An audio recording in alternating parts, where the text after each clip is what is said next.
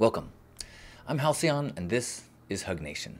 Today I want to talk about the creative project cycle of terror. Now, I have a way that I go about doing things. I do not have control over this cycle of terror.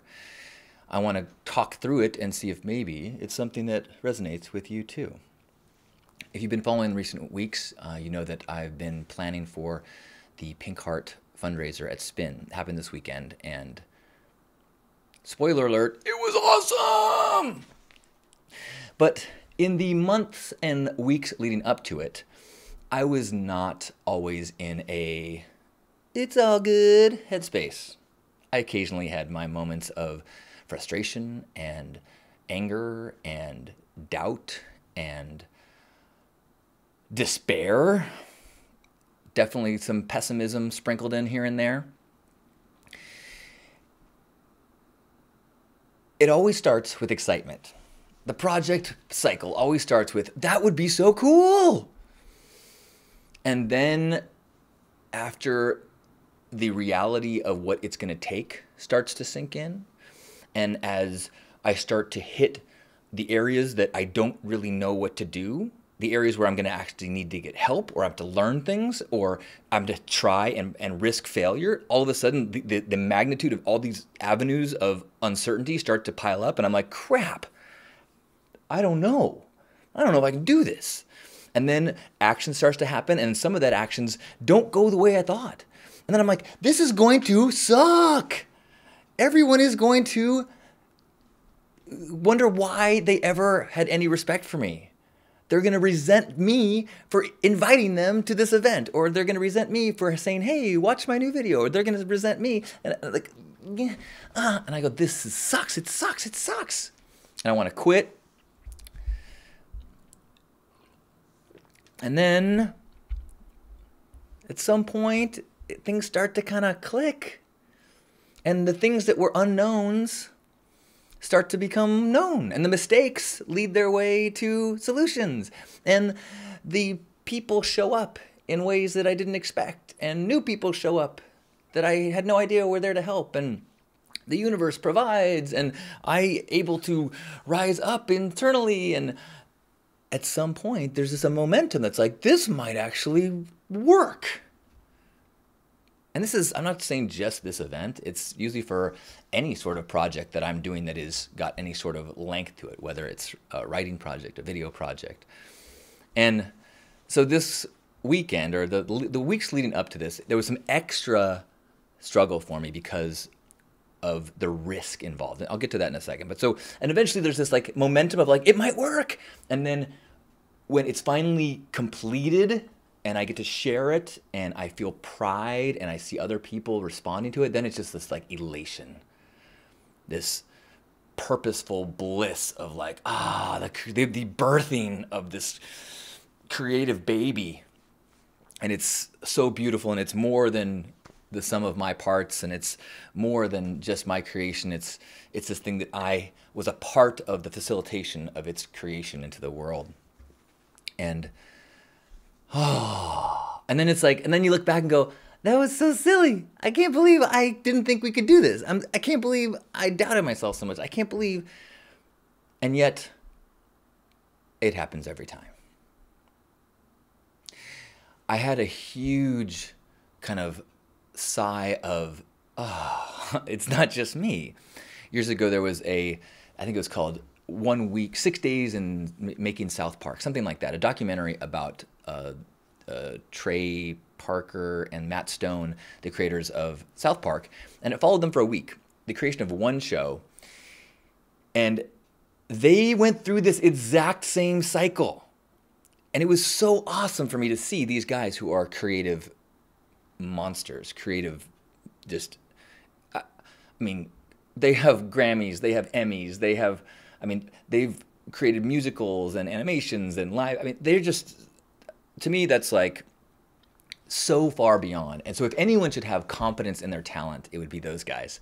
And in this week, they go through this process of like creation, massive doubt, totally feeling like they have nothing left, their ideas are terrible, and then pulling it all together and creating this thing. And I would guess that if you're a creative person, you have some form of this cycle too. And I don't know about you, but even knowing I have this cycle does not dim the volume of doubt when I'm in those times of the cycle. It does not, it's very difficult for me to be like, dude, you always feel this way in the middle. You always have these dips in confidence. Just write it out. It will work. Actually, to be fair, I think this project was, for me, better than it's ever been in the past. Even while I was frustrated, I did have a little bit of a float more, steer less, trust mentality of it. Part of that was because I gave myself permission for it to be a very expensive lesson. Because unlike something like most of the things that I work on, where I invest whatever I have to give and I give, this was a fundraiser. So we were investing money with the hopes of making that money back and then more so. So we hired talent. We, bought Facebook ads. We purchased, decorations. We bought things. We put a budget together in hopes that we could sell enough tickets to make that money back and more so. And which meant that until we were at break-even point, there was this stress level. And it's something that's different for me in the past because I'm not usually somebody who does invest and then tries to use that investment for something big. I usually grow small. Like let me just, I'll just throw it out there and see if it works. If it doesn't, then I'll grow it. If, see if it gets momentum. I do not have the experience with risk taking in the attempt of investment towards a grander marketing scheme or something like that. And so this was very stressful for me. And so we got to a point where our budget required us to sell close to 200 tickets to break even. And, a month out, we had, 10 tickets sold. And 2 weeks out, we had 50 sold. And so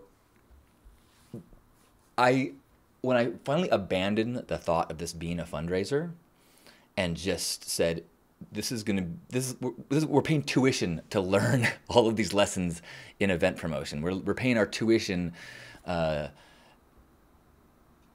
learn the ins and outs of throwing a dance party at a big nightclub, which I've never done anything like that. Neither has anybody on the team, which kudos to the team. Miranda, Rudolph, Brian, woo, and everybody else who helped, but stepping up in a big way into these places that we did not know where we were going. We had to reach out for help so frequently, which is a vulnerable place and one I do not like, which is probably why it was so good for me. So the night we went down and I was kind of in charge of decor and had been acquiring things and finding things and thinking of solutions for the multiple stages and all these areas. And so the night before, we went to go decorate it. And we had a bunch of volunteers that came down to help us decorate. And it was basically that night, the night before, we hit break even. And then it was like, oh, this is like free tuition. This is a free lesson. Everything we've learned has been for free. Yay, win. Now I can just focus on how cool this place is going to look, how we were able to bring in so many cool things and share it with people. One of the coolest things for me was being able to bring in Mikey's Hug Deli, set it up inside this club, and have burners get to experience a very Burning Man interactive experience off Playa, as well as people who did not know what they were getting into get to experience, truly participate in a not in a Burning Man way. That's a Burning Man participation. That is one of my favorite Burning Man interactive experiences. So I knew I was going to be able to share that. I knew we were going to have this awesome cuddle pile. I knew at least I knew it would look awesome. I didn't know if anyone would use it. I knew the music was going to be great. And in the last minute, lighting and things all pulled together. And so I just, the day of the event, we were mostly set up and I just focused on my outfits And at first I had like 4 different costume changes planned. At one point, I honestly said to myself, gosh, I don't think I have anything pink to wear.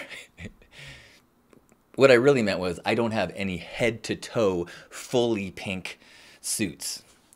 But as far as accessories, or it's mind-blowing how many pink things I have. This was a last-minute gift that I made a part of my outfit for most of the night. I'm putting on a pair of adorned goggles if you're listening to the podcast audio-only broadcast. And so I got to just focus on like eating some healthy food, getting a little bit of rest, putting my outfits together, then went and set up. And we had a good crew of Pink Heart people showed up half an hour early to do an intention setting. I pulled people out and once everything was set up and sound checks and everything, met up with David Starfire and all the talent was there going to be there.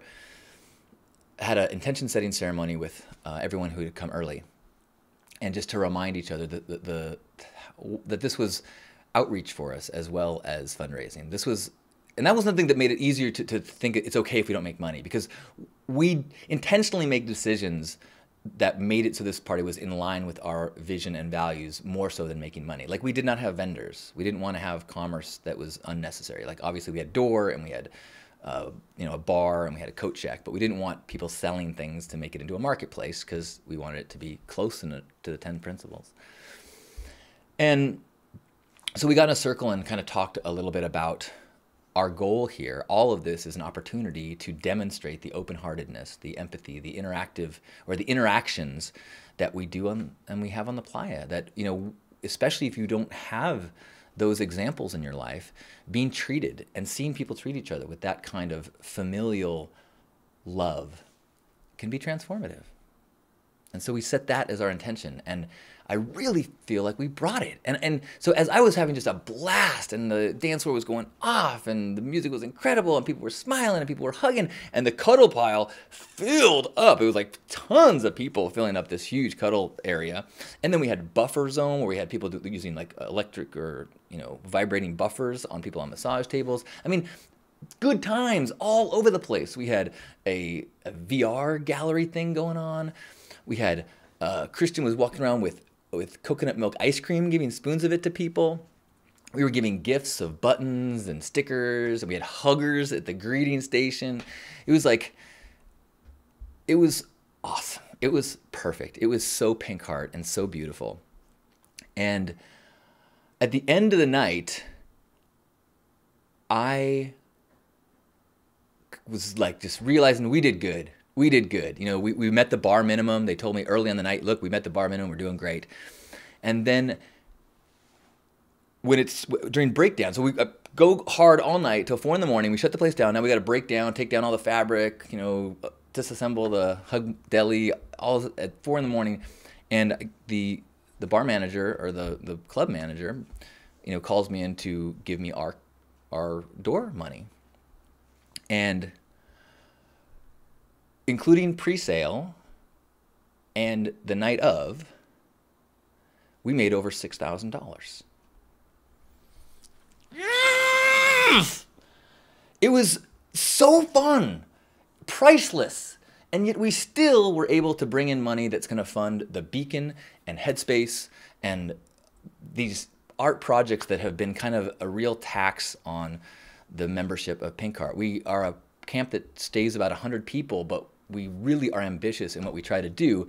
And so it's been really a struggle to how do we get enough money without like sucking everyone dry within the camp. And so this was the first time we really went big in a fundraiser of this type. And I felt like it was the community showed up. I felt like we gave people, a good value for their money. And I feel like we did outreach. We shined the Pink Heart vibe. We brought Burning Man to the default world.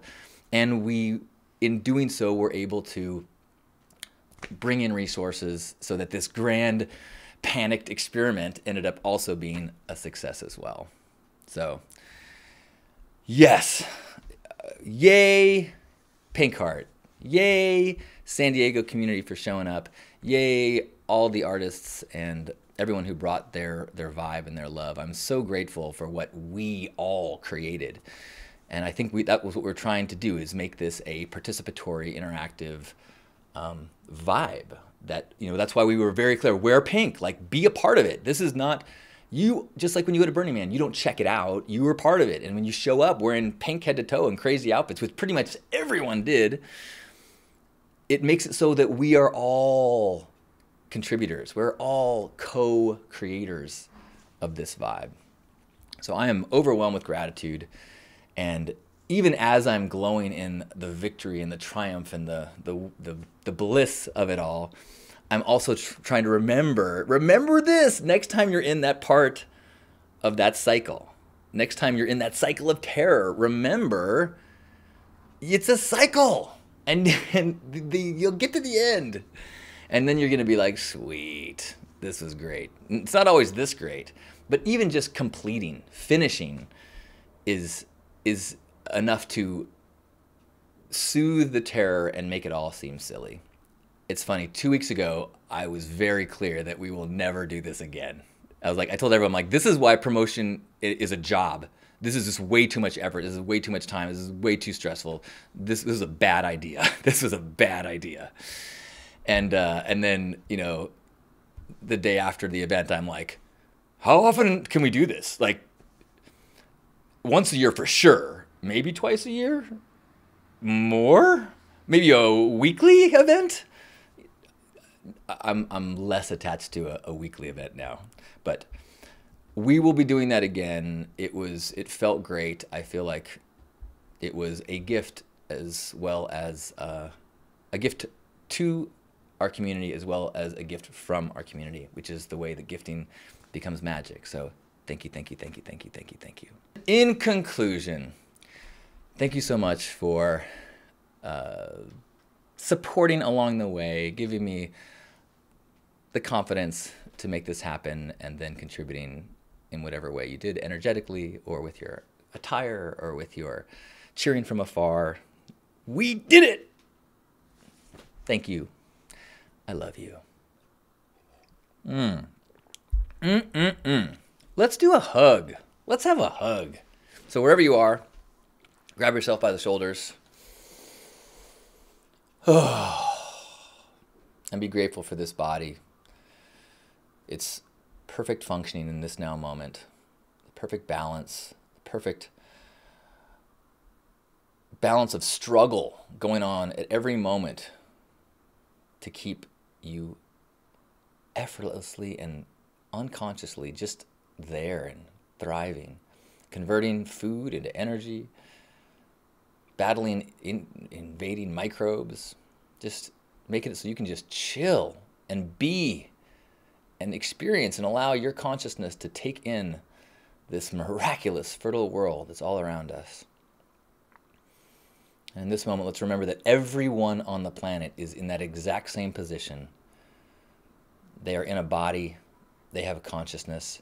They are a witness to this incredible place. And then they get caught up in their thoughts and their identities. And those thoughts and identities cause us to have conflict. But in this moment, let's let go of the thoughts and the conflict and just recognize that we are a planet full of conscious beings. We are a planet full of love, energy, and light, and potential, and connection, and family, if we can let the thoughts and the identities slip away. So in this moment, let's be part of that oneness and have 3 breaths together as one cosmic organism. In through the nose.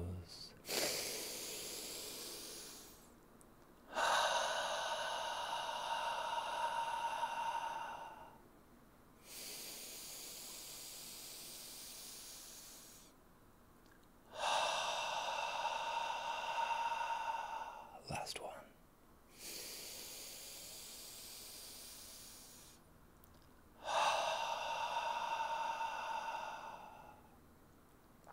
On behalf of Grandpa Caleb and all the Love Warriors, happy Hug Nation.